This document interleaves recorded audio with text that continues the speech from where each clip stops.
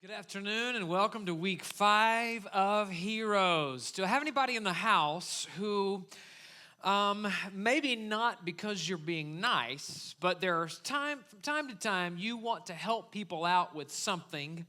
Again, not necessarily to be nice, but because they're doing it too slow. Anybody? You want to help people do something? Got anybody in your house that you want to help out sometimes? Just help them along because they're not doing things quick enough. I've been tempted in my past to help my kids along with their homework because it was taking too long, but I didn't do that. I've just wanted to before. In my house, one of the things that happens is if my wife is doing something with technology, any type of technology, and she's struggling with it and needing me to help, in lieu of telling her what to do, step by step, go to the top right part of the screen and click this icon, and when the drop down, I'll just move it. Just somebody do it. It's quicker. It's just quicker if I just do it for you, and she reciprocates as well, because anytime I'm trying to do something that is, domesticated, like cooking or cleaning or something like that, she is amazed by my ignorance and just pushes me out of the way. Just let me do that. Let me do that for you. But some of you, perhaps, there have been times where you wanted to help God do things because He wasn't, doing them quick enough. Maybe you've filed a claim in God's claim department, and He's not processing it as quickly as you want it to be processed. And you've made some phone calls, you've called every day, and you're checking your inbox all the time, and nothing seems to be happening, nothing seems to be moving, and you're like, all right, God, just get out of the way. If you're not going to deal with it, let me deal with it. Maybe you're here today, and your whole life feels like it's just in a holding pattern with kind of an endless cycle of the same. And some of the dreams that you've had in the past, or maybe promises that you felt that you received from God, you're beginning to wonder if they're ever really going to happen. If that's you, then you're going to be blessed, and you're going to benefit from hearing the story that we're going to tell you today about today's hero, week 5 of Heroes. And today's hero that we're going to look at from the Bible is a man named Joseph. We've talked about Jacob, who actually happens to be Joseph's dad. We've talked about Elijah. We've talked about Esther. We have talked about, there was one more, and I can't remember. Noah. How did I forget that? We've talked about Noah. And today is an incredible story that starts in the book of Genesis. And actually, the story of Joseph is huge, and it covers many, many chapters. And we're actually going to cover, believe it or not, in 35 minutes, we're going to cover 8 chapters in Genesis, which are big chapters. But we're going to move along quickly. But Joseph was the 11th son of Jacob, his father. Jacob, whose name was changed to Israel. So there may be times I'll refer to him as Israel, or the Bible will refer to him as Israel. But Jacob and Israel are one and the same person. And Jacob had at least 12 sons, and the 11th was Joseph. And Joseph, for whatever reason, was Jacob's favorite son. The Bible says in Genesis 37 and verse number 3 that Israel loved Joseph more than any of his other sons. Now, he shouldn't do that. We all know that. If you have children, then you don't love one kid more than another. But Israel loved Joseph more than any of his other sons because he had been born to him in his old age. And Israel, or Jacob, made Joseph a richly ornamented robe. And perhaps you've heard the story of Joseph and the coat of many colors. We're not talking about the Broadway production here this morning, but you've heard about Joseph and the coat of many colors, and Joseph sported his coat around. Joseph was the guy with the multicolored coat. He was the guy who was Metro long before it was hip to be Metro. He was bouncing around with his hip multicolored coat, and his brothers actually hated him. They hated him because he was their dad's favorite son, and he was just a little runt. I mean, just a little twerp. He was younger than all of them, and so they were angry. Joseph's 10 older brothers were angry that their dad favored him more than them. And watch what happens in verse number 5 of Genesis 37. Joseph had a dream, and when he had told it to his brothers, they hated him all the more. Because in his dream, Joseph believed, he dreamed, that his brothers were all going to bow down to him one day. They were going to bow down. And of course, they didn't like that. Verse 9, then he had another dream. And he told it to his brothers. Listen, he said, I had another dream, and this time the sun and the moon and 11 stars were all bowing down to me. And of course, they knew that he was talking about them, the brothers. They were all going to be bowing down to him, and so they loathed him for that. A couple of big ideas, though, from Joseph's story today, from today's hero. And the first one is this. Number one, Joseph was not afraid to dream. So if you're taking notes, your first fill in the blank there is dream. Joseph was not afraid to dream. We don't need to be afraid to dream. Even if nobody else is dreaming, even if nobody else believes, even if there are skeptics, even in the face of fear and anxiety, don't be afraid to dream. God's church needs dreamers. God's church, the church, needs people who dream of better ways to serve others, who dream of fresh ways to reach more people with the gospel, fresh ways to help people be saved, fresh ways to help people find Jesus. It was a dream that brought NorthRock to be.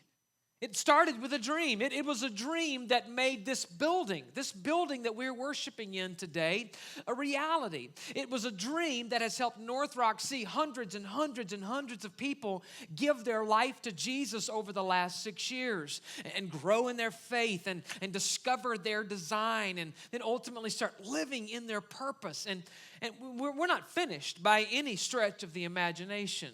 We're still dreaming. It's a dream that we have multiple locations around our city, multiple locations around this region, a multi-site, multi-service church all over the place, serving the people of greater San Antonio. It's a dream that we will not just reach hundreds, but we will actually reach tens of thousands of people before God comes back for us. That's the dream that we have. So I encourage you, ladies, I encourage you, men, to dream on. Don't be afraid to dream, and dream big.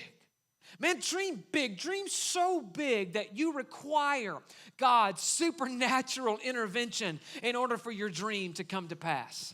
Dream so big that if God does not get involved, your dream will never happen. Dream so big that you require God. Otherwise, you're just having ideas. And we don't need people with ideas. We need people who will dream. And Joseph had dreams. He had dreams. Now, the problem is, he shared his dreams. He shared his dreams to his brothers, and the dreams were that they were going to one day bow down to him. So they were angry. I mean, we're talking about older brothers. Older brothers don't much like it when a younger brother says, hey, one day you're going to bow down to me. It didn't work out so well for him. And so they were angry with him. They didn't really want to see his dream happen. Some of you are probably quite aware of this, but I got a news flash for you in case you're not. There will always be people around you that don't want to see your dreams come true. Yeah. Maybe because they're jealous, envious.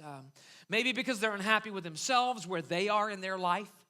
Maybe because they're lazy and they don't want to pursue. They won't dream themselves. And so they'd prefer you not to dream as well. Your passion, your pursuit of a dream kind of sheds light on their laziness and their posture of just being happy with the position that they are in. And Joseph learned very quickly that everybody doesn't buy into my God-given dream, and everybody doesn't want to see my dream come to pass. In fact, he learned that when God gives you a dream, we should not expect immediate gratification.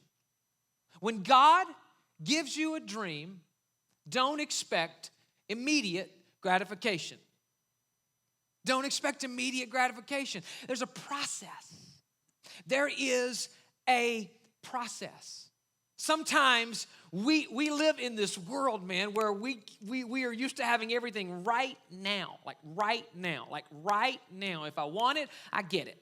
If I want to know what's happening, if I want to know what the weather is in Australia, I can look it up right now on my phone and find out and tell you. If I want to know what's happening, if I want to know the best place to eat within a 5-mile radius, I can look it up on my phone right now and tell you. If I want to know what the score is in the British Open, don't nobody do that right now, but I could look it up on my phone right now and I could tell you. If I want to know something, I can find it out right now. We were in Dallas this week. And no matter where I was in the city, I could just pull up my phone and find out what restaurants were right around me and where they were rated and what was good and what wasn't good. It's unbelievable the power and the information that we have at our fingertips, what we can get right now. And because of that, sometimes we can want things to happen in our life that God is doing for us right now, but that's not how God's dreams work. When He plants a dream in you, don't expect immediate gratification. There's always a process. And the process for Joseph was just getting started. So after he tells the dreams to his brothers and they're angry at him, one day his brothers were traveling and doing some work, and Joseph's father called him and said, I want you to go check on your brothers. I want you to find them and check on them and see how they're doing, and then come back and to report to me how they're doing. And so Joseph went looking for his brothers, and the scripture says that his brothers saw him coming a great distance off, and they said, look, here comes that crazy dreamer. And they devised a plan, a scheme, if you will, to actually murder him. Said, we'll murder him and we'll tell our dad that he was, eaten by wild animals. And then we'll see what becomes of his dreams. Then we'll see what happens to his dreams. Well, one of the brothers argued for Joseph's life, and ultimately, it's a big story right there, but ultimately they wound up not killing him. They threw him down in a well. It was dry, and when some slave traders came by, they actually sold Joseph to the slave traders. And the slave traders took Joseph all the way to Egypt, to a foreign country, and sold him to a man named Potiphar. Well, meanwhile, Joseph's brothers took his pretty multicolored coat and they put animal's blood all over it, and they took it back to Jacob, their dad, Israel, and said, Joseph was apparently killed by wild animals. And so Jacob was mortified, and he was so saddened by the loss of his favorite son. Meanwhile, Joseph has been taken to Egypt and sold into slavery. So let's refresh, since Joseph had a dream. Let's just kind of backtrack and let's see what happened. Joseph has a dream that everybody's going to bow down to him. His brothers hate him. They take him, they throw him into a dark well, and then some slave traders came by and they sell him to the slave traders, who then take him all the way to Egypt, to a foreign country, and sell him into a household for a man named Potiphar. Meanwhile, Joseph's brothers take his coat to Jacob, their dad, and say that he was killed. So they faked his death. Things are not going well. Things are not going swimmingly. You would think when Joseph was trying to see big picture, God's given me this dream. How is this all going to play out? I think probably this will happen and this will happen. I can guarantee you it did not include being thrown into a dark well, sold to slave traders, taken to Egypt and sold to slavery, and his death faked. I can guarantee you it did not include any of those things. So perhaps maybe Joseph began to doubt the dream that God had given him. Some of us, that probably would have happened. But here's a truth that we need to learn today. Don't ever doubt in the dark what God told you in the light. Don't ever doubt in the dark what God told you in the light. Don't ever doubt, just because things are not going well, something that God promised you in your past when things were going well. We have this propensity to, at the first sign of friction, to turn our back on God and begin to doubt what He told us. And this is not a trait of Bible heroes. Joseph trusted God even in the middle of these dark circumstances, because here's the truth. God has this amazing capacity to accomplish His will in your life, even in the most unique circumstances, even in the darkest of circumstances. Often we want to run at the first sign of trouble. The first sign of any pushback. When I was a student pastor in Austin, I took our students to go play paintball one day. And if you've ever done paintball, you'll kind of understand. I'm not going to tell the whole story, but I was told that it didn't hurt, When the paintballs hit you, you get shot with a gun, okay? And the paintballs hit you, it's not going to hurt. But I realized when I got there that it does hurt. It hurts when that thing hits you. So I generally shy away from pain. I avoid it if I can. And so I wasn't really looking forward to that. It was burning up. It was like 100 degrees anyway, and I was there for them, not really for me. And so whenever the first game started and they blew the whistle, I had my gun. I ran into like a little house, and I was just hiding. I'm like, I don't care about that flag. I'm not worried about capturing a flag. Somebody else can go capture the dumb flag. I'm going to sit right here. I don't want to get shot. And so this a little paintball comes bouncing into the house that I was in, and it literally ricochets off of walls and hits me. And I'm like, I'm out, I got shot, I'm out. And I went out in the open, and the little referee that's there said, no, the ball didn't bust, so you're still alive. And I'm like, what? And I dive back into the house, and I'm just, it hurts, and I don't really want to play because it hurts. And a lot of us are like that. When God gives us a promise or God gives us a dream, oh yeah, I have a dream, I have a promise. And then it gets dark all of a sudden. Wait a minute, I didn't know it was going to go this way. I don't know about this. It's amazing to me how many people, whenever they encounter friction, they encounter that first marriage trouble or some other type of issue, how they will, instead of turning toward God where they should turn, they will literally turn their back on God. Just the opposite of what they should be doing. Mind-blowing to me. How people will blame God for their issues, turn their back on God. They will lose faith in God just because it got dark. Joseph has gone from the favorite son of Jacob, dreams of greatness, to slavery. I wonder if any of you have ever felt like this. Maybe you wanted to have kids. You've been trying to have children. You had false alarm after false alarm. You felt like God's promised you. You felt like God has spoken to you, and He's planted this dream in you. You've even picked out some names, and then now you have another false alarm, and it's getting to the point where you feel like this whole dream of children is just a far, far away fantasy. Maybe you hoped that your new career was going to be the right one.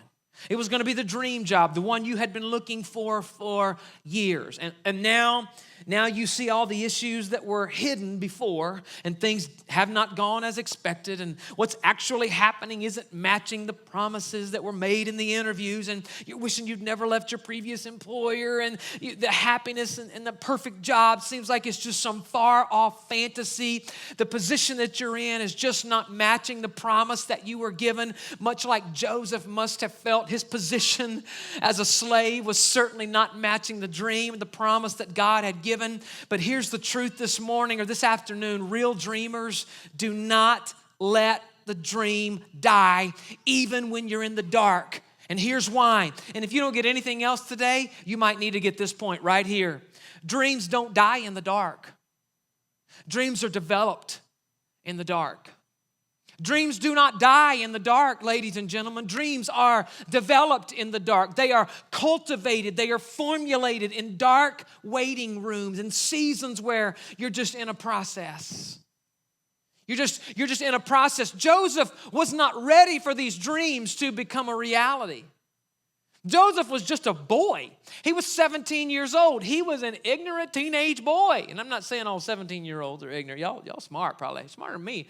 But Joseph wasn't, because he was so dumb that he dreamed his older brothers were going to bow down to him, and he went and told them. I mean, you don't do that. Clearly, you are not ready for this to happen, for this to actually happen. So there was a process that God had to take him through before those dreams could become a reality. You got to understand, folks, when you're in a dark workroom or dark waiting room, you need to understand that in many cases that's God's most significant workroom, where He's doing His best work on us when we are in the dark rooms of our life. So Genesis chapter 39 and verse 1, watch what's happening here. And this will help you understand, I think, how just because it's dark doesn't mean that God is not working you and working your situation. Now, Joseph had been taken down to Egypt. Potiphar, an Egyptian who was one of Pharaoh's officials, the captain of the guard, bought him from the Ishmaelites, those slave traders that had taken him there. And again, I love this story. I love the passages, the scripture that are here. It's so real and so good for us. Look at verse 2, all right? He's sold into slavery, and verse 2 says, the Lord was with Joseph, and he prospered as he lived in the house of his Egyptian master. He's a slave, and yet the Lord is with him. He's not where he wants to be.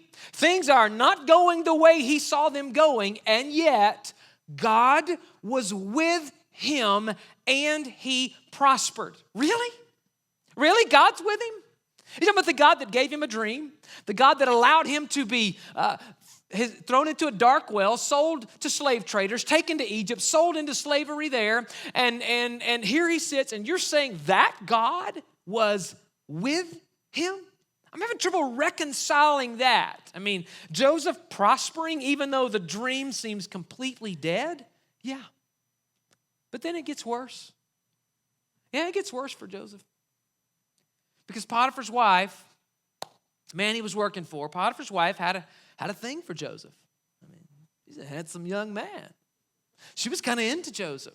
And so she starts pursuing him, trying to seduce him. And Joseph is like, I don't think so. And so Joseph is staying away from her and denying her advances. And after a few advances, finally Joseph denies her one last time. And this time when she's trying to seduce him, she actually had him by the jacket. And Joseph wiggles away from her and comes out of his jacket. And she gets so angry that he's denying her advances that she begins to yell and scream and holds up his jacket and says, Joseph tried to rape me. Here, I have his jacket for proof.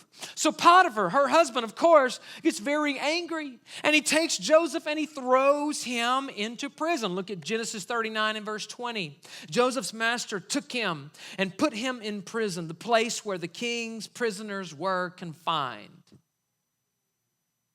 But while Joseph was there in prison, this is crazy. This is crazy stuff. The Lord was with him. Wait a minute. How's this even possible? You're talking about the God that gave him a dream. His brothers hate him, threw him in a dark well, sold him to slave traders, taken to Egypt, sold into slavery. Now he's been lied on and he's thrown into prison, and yet you're saying that God is still with him? He's nowhere near where he thought he was going to be.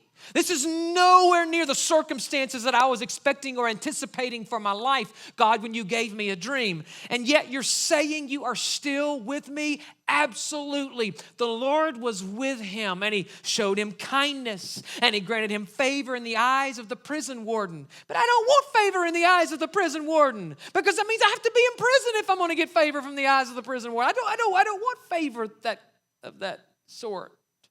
God was with Joseph, even though his position was not matching his promise.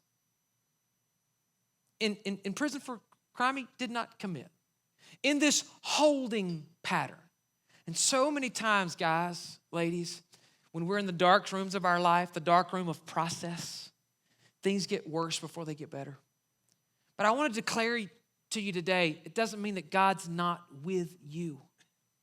Regardless of where you are, what kind of prison you might feel like you are in, how things seem to be shaping themselves out for you, God will still be beside you. He cares about you when you think nobody does, and you can trust that he's at work in your life. I've got to hasten along in the story. So Joseph is in prison, and at some point while he is in prison, the Pharaoh's cupbearer and his baker fall out of favor, and they are thrown into prison as well. So people that are very close to Pharaoh thrown into prison as well. And one day, the cupbearer and the baker wake up, and they've had dreams during the night that they don't understand. Dreams that they can't interpret. And here's one of the things that I think makes Joseph such a hero. They come to Joseph and they tell him, we had a dream. In Genesis chapter 40 and verse 8, it said, we both had dreams, cupbearer and the baker, but there's no one to interpret them. Joseph said to them, And again, this is one of the things that makes him such an incredible hero today. Do not interpretations belong to God? Tell me your dreams. Joseph, wait a minute here. Are you talking about the God that gave you dreams and then allowed your brothers to fake your death, sell you to slave traders, be taken to Egypt, sold into slavery, lied on, and now you're thrown into prison for a crime you didn't commit, and you've been here already for years? At this point, Joseph has probably been in prison for about 9 years, most scholars say. At this point, we're about 11 years after the original dream, and things have not gone well. And he sits there, and yet he still allows God to take his life, and he gives credit to God.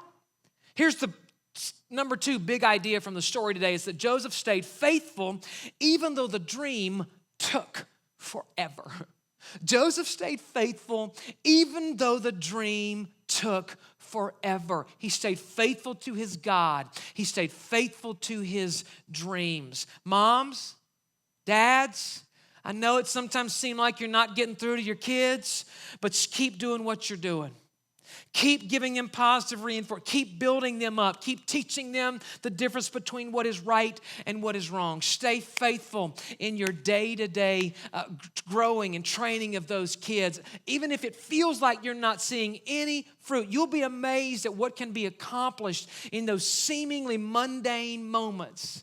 Sir, ma'am, I know that your job seems boring, it seems mundane, probably at best, but quitting might not be the best idea. Allow yourself to flourish where you are. Allow yourself to settle in and grow where you've been planted. You'll be surprised at what miracles can come out of the mundane. College students who feel like you're in this endless cycle of a dark room, a process room, and you think, oh my God, if I have to do one more. I understand. I've been there myself. It can be incredibly mundane, but stay with it. Stay faithful to what you're doing. God does his best work in our lives when we're in those dark waiting rooms of our life. Stay faithful to what you're doing. And this is what Joseph did. He heard that these men had a problem, and he said, I know that God has used me in the past to interpret dreams, so I believe God can do it again. He allowed God to use him even though he'd been in a prison for 9 stinking years. There's nobody there to give him a big round of applause, once he interpreted the dreams. Nobody was going to pat him on the back and say, man, you are awesome. Shine a spotlight on him. There was nothing but a bunch of rats. A bunch of old prisoners. Nobody really there to give him anything. And yet, even in that environment, he allowed God to use him. And he interpreted the dreams. Now, for the baker, it was bad news. Basically, it was, you're going to die. You're going to die. They're going to kill you. For the cupbearer, though, it was good news. You're going to be restored. You're going to be right back in Pharaoh's inner circle again. You're going to get out of prison, and Pharaoh's going to restore to you everything, and you're going to be right back in the inner circle. And he asked the cupbearer one thing. He said, listen, I just want you to do one thing. Once you get back in Pharaoh's inner circle, please remember me. Remember me and do what you can to get me out of this prison. He didn't tell the baker that because it didn't really matter if the baker remembered him or not. But he told the cupbearer, remember me. But verse 23 of Genesis 40, I don't have this on the screen, but says, but the head cupbearer never gave Joseph another thought. He got out of prison, was restored, but he never thought of Joseph again. It said he forgot all about him. And for 2 more years, Joseph sat there in prison. Sat there. So now we're at about 11 years. Can you even imagine that? That's a long, long time to be in the dark room of process. That's a long, long time. Some of you might be there this morning or this afternoon. You might feel like you've been forgotten. Just like the scripture said, never gave Joseph another thought, forgot all about. You might feel like you've been forgotten. You might think everybody has forgotten you, and maybe even God's forgotten you. But I can promise you today, God has not forgotten you. He knows exactly where you are. He knows exactly what you're dealing with. He knows exactly what you're going through and what room you are in right now. After 2 more years, Pharaoh has a dream. Okay? And he doesn't know what it means. And so he calls all of his magicians and sages, all the smart people in Egypt all together, and nobody can tell him what his dream means. And upon hearing all this conversation, the cupbearer has an aha moment. Oh yeah. There's a dream you can't. I had a dream once. I was in prison. There's a dude there. I hadn't thought about him again until now, but now that there's a dream that no one can interpret, I just told him my dream and he interpreted it and it came true, so maybe we should. And Pharaoh's like, okay. He was all over it. Well, get him out of prison. Bring him here. Let's see what he can do. And so here Joseph is. They cut his hair. They put clean clothes on. They get him all dressed up. They make him all shiny and make him smell good. And he comes before Pharaoh. And now it is his time to shine. And watch what this crazy Joseph does. Watch what he says. Genesis 41:15. Pharaoh tells Joseph, I dreamed a dream. Nobody can interpret it. But I've heard that just by hearing a dream, notice he said you can interpret it.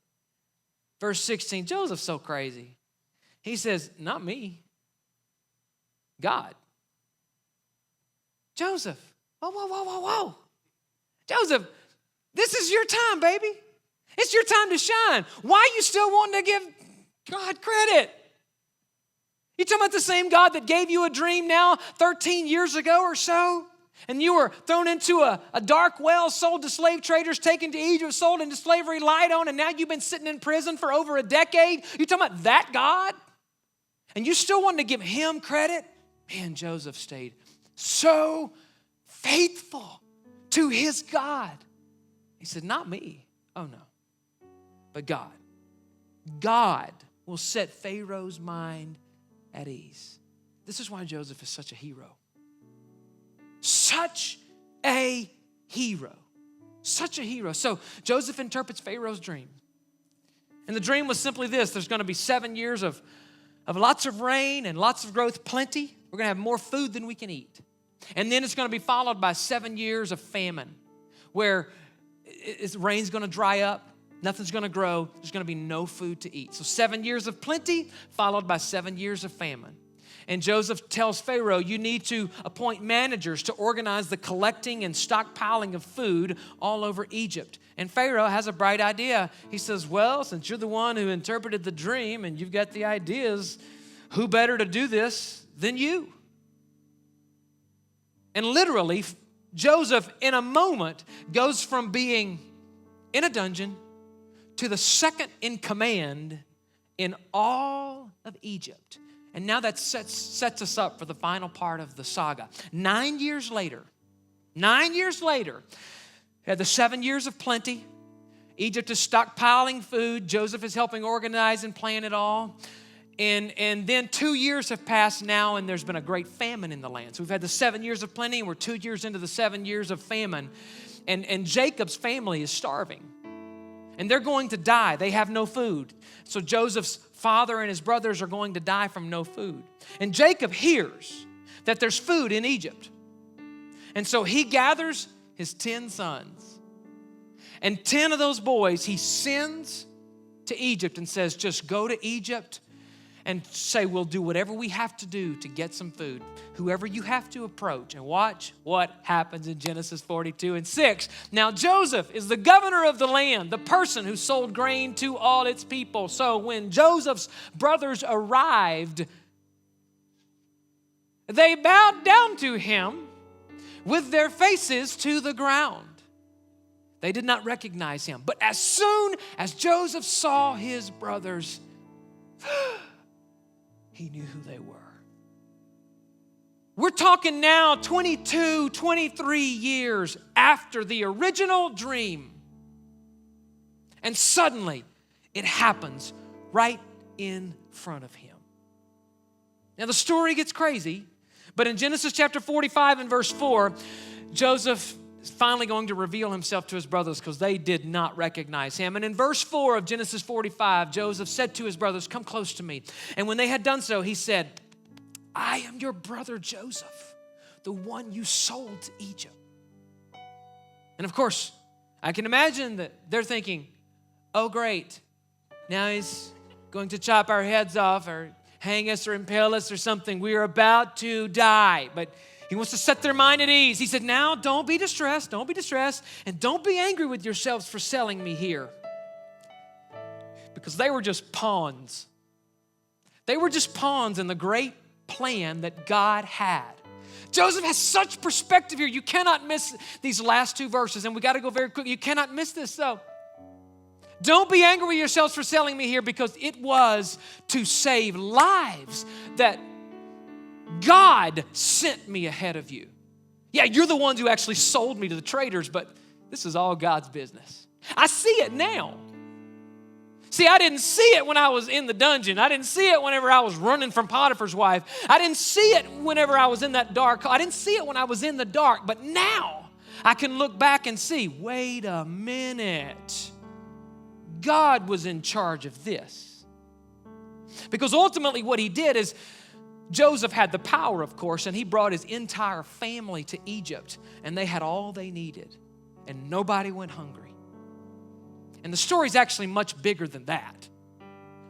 Because Israel, the nation of Israel, began to thrive once it got to Egypt. This was all part of this epic, huge plan that God had, not just for Joseph, but for the entire nation of Israel. There became a great nation from that family. And it all started when they were brought into Egypt by Joseph. God sent him. And watch what he said in verse 8. "So then, it was not you who sent me here." Yeah, you actually are the ones that exchanged money with the slave traders, but it wasn't you. It was God. God did this. God did this. And so many times, I've had this happen over and over in my life. And I know it will happen more. Where God shows me something, he gives me a dream, he plants a promise, and I'm like, when? God, how? God, why is this happening, God? And then I get to the end and I look back and say, wow, I see how you were putting the pieces to the puzzle all together all along the way. We got to trust God's process. Don't doubt in the dark what God promised you in the light, but believe that he is working all things together for your good. Would you close your eyes? I want to pray for you here before we go.